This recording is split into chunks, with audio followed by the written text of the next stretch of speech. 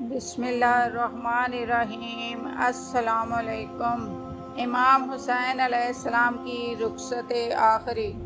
حضرت علی اصغر کی شہادت کے بعد نہ سرکار ہے، نہ دربار، نہ لشکر ہے، نہ علمدار۔ علی اصغر کو ننھی سی قبر کھود کر دفن فرماتے ہیں اور تنہا خیام حرم کی طرف آتے ہیں اور اہل بیت سے رخصت ہوتے ہیں اور فرماتے ہیں زینب اے ام کلثوم، اے رقیہ، اے رباب، اے سکینہ، اور وہی حامی و مددگار ہے بہن زینب دیکھنا ہر مصیبت، اے بیویو، اے بہنوں، اے بیٹیوں، بس خدا فقط حامی و ناصر ہے اور مددگار ہے۔ بہن زینب دیکھنا ہر مصیبت میں، ہر بلا میں خدا کو یاد رکھنا، اپنے رحیم و کریم خالق کو نہ بھولنا، صبر کو ہاتھ سے نہ چھوڑنا، راہ الہی میں ایک رنج و مصیبت کو راحت سمجھنا، رسی سے ہاتھ بندھے تو اف نہ کرنا، چادر چھنے تو غم نہ کرنا، اماں کے صبر اور بابا کے حلم کے جوہر دکھلانا، نانا رسول تمہارے مددگار اور خدا تمہارا حامی ہے۔ ہاں لٹنے کے لیے تیار ہو جاؤ، قید ہونے کے لیے کمروں کو کس لو، چادروں کو اچھی طرح اوڑھ لو۔ بہن زینب، یہ یتیم بچے، یہ اسیران اہل بیت کا قافلہ بس تمہارے ساتھ ہے۔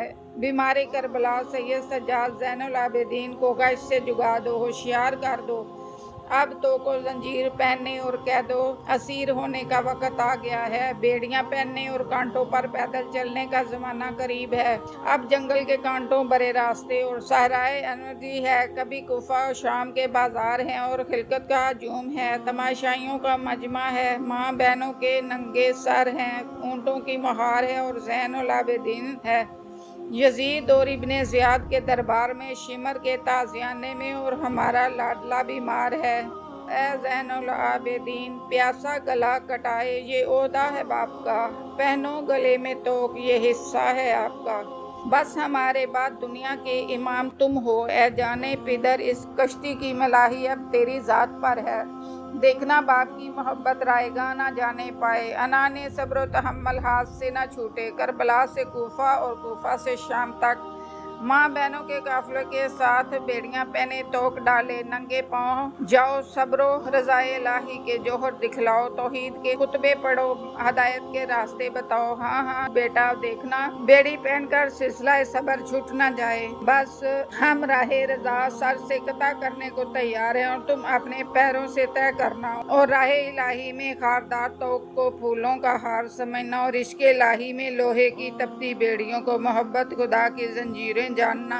پھٹے پرانے کپڑے منگاتے ہیں، پوشاک کے نیچے پہنتے ہیں، انہیں بھی جگہ جگہ سے چاک فرما دیتے ہیں۔ سبب پوچھا جاتا ہے تو فرماتے ہیں کہ میرے شہید ہو جانے کے بعد یہ ظالم شقی میرا لباس بھی لوٹیں گے اور کپڑے بھی اتاریں گے، شاید یہ پھٹے پرانے کپڑے نیچے دیکھ کر چھوڑ دیں اور اس طرح میری لاش برہنگی سے بچ جائے۔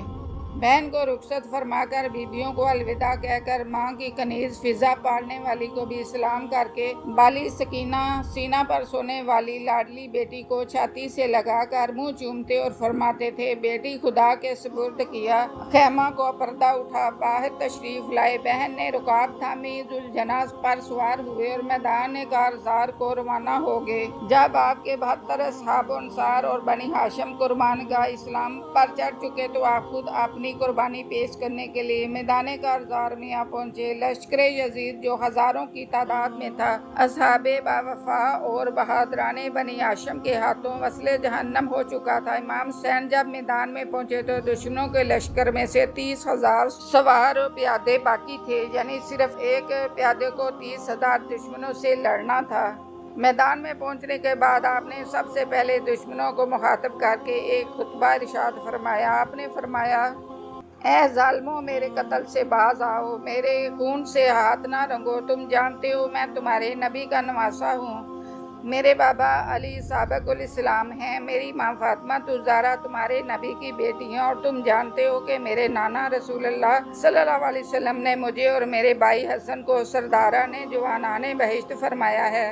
افسوس تم کیسی بری قوم اور کیسی بری امت ہو کہ نہ تم کو خدا کا خوف ہے، نہ رسول سے شرم آتی ہے، تم اپنے نبی کی ذریت اور اپنے رسول کی آل کا خون بہاتے ہو اور میرے خون ناحق پر آمادہ ہوتے ہو۔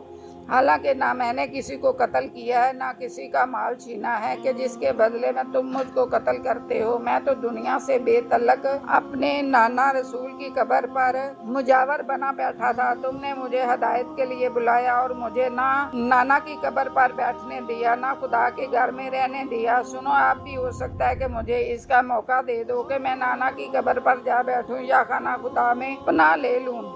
اس کے بعد آپ نے تمام حجت کے لیے عمر سعد کو بلایا اور اس سے فرمایا، تم میرے قتل سے باز آ جاؤ، مجھے پانی دے دو۔